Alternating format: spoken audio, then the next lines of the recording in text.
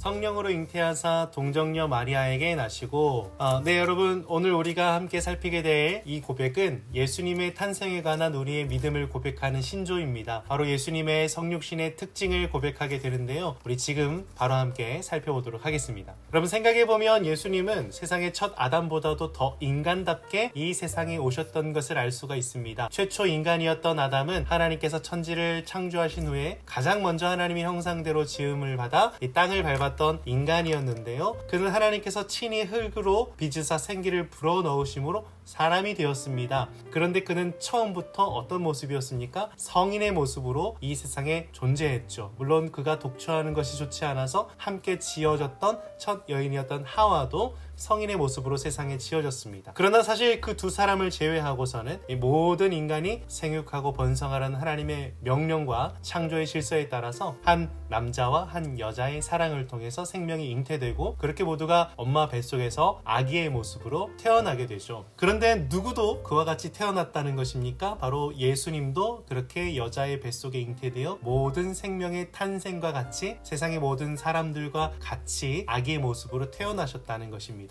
그러나 예수님의 탄생에는 외적으로는 인간적인 모습과 똑같아 보이지만 분명하게 다른 한 가지 중요한 사실이 있는데, 이는 예수님이 사람의 씨를 통해서 잉태된 것이 아니라 하나님의 씨를 통해서, 성령을 통해서 여자의 몸에, 마리아의 몸에 잉태되었다는 사실입니다. 바로 오늘 우리가 고백한 사도신경이 그 사실을 우리가 믿는다고 고백하는 내용인 것이죠. 만약 예수님께서 정말 모든 사람들과 똑같이 사람의 씨로 말미암아 태어난 그런 사람이었다고 한다면, 그는 아담의 원죄 아래 모든 사람과 똑같은 죄인으로 태어난 사람에 불과합니다. 그가 하나님의 말씀을 따라서 정결한 삶을 애써 살았다 하더라도 그는 원죄를 가지고 태어난 하나의 인간이기 때문에 죄사함의 권세를 가질 수가 없습니다. 그가 만약 십자가를 짊어지고 죽었다고 한다면 그도 역시 자신의 죄로 말미암아 십자가형을 당한 것이 되겠죠. 그러나 예수님은 사람들과 똑같이 되셨지만 그는 하나님이셨습니다. 요한복음 1장 1절이 말해주는 것처럼 예수님은 태초에 계셨던 말씀이었습니다. 그런데 그 말씀이 태초에는 하나님과 함께 천지를 창조하시더니 요한복음 1장 14절이 또 말해주는 것처럼 그 말씀이 육신이 되어 우리 가운데 거하시고자 성육신을 하신 것입니다. 예수님은 삼위일체 하나님이십니다. 예수님은 근본 하나님의 본체이십니다. 그러나 그 하나님께서 인간의 죄를 대신 지시기 위해서 우리와 똑같은 모습으로 자신이 지은 시간, 자신이 만든 공간, 자신이 창조하신 사람들 곁으로 찾아오셨습니다. 이 사실을 여러분 가장 먼저 믿은 사람이 누구입니까? 놀랍게도 이 사실을 정말 믿고 싶지 않았을 요셉이었습니다. 자신의 약혼녀가 갑자기 임신을 해서 나타났는데도 불구하고 괜찮을 남자는 아무도 없을 것입니다. 그러나 하나님께서 천사를 통해 계시하심을 통하여서 이 사실을 믿게 되었고, 그는 예수님이 탄생하시기까지 마리아를 지켜주었습니다. 그리고 예수님이 육신의 아버지로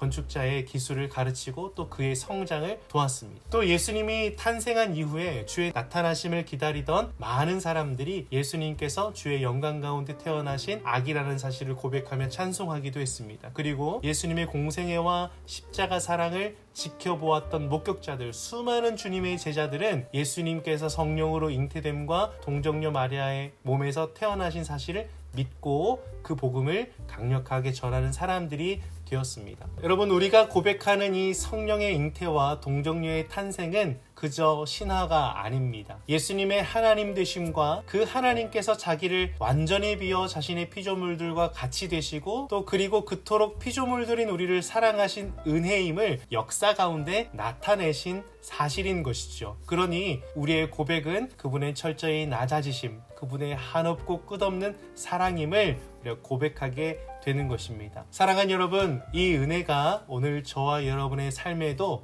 역사로 남기를 소망합니다. 우리 주님, 우리를 위하여 우리와 똑같은 인간으로 오셨습니다. 바로 그 성육신, 말씀이 육신이 되어 우리 가운데 거하셨던 것처럼 오늘 우리도 그 말씀을 우리의 삶에 새겨 그 말씀이 우리의 육신의 삶을 통해서 더 잘 나타낼 수 있도록 힘쓰는 그런 우리의 하루가 될 수 있기를 소망합니다. 그러면 우리의 삶의 자리에서도 그 아름다운 순종을 통하여 하나님의 영광, 하나님의 사랑이 실제적으로 나타나게 될 줄 믿습니다. 그렇게 하나님의 영광을 나타내는 우리 모든 지체들 되시기를 다 함께 소망하고 다짐하면서 다 같이 외쳐보겠습니다.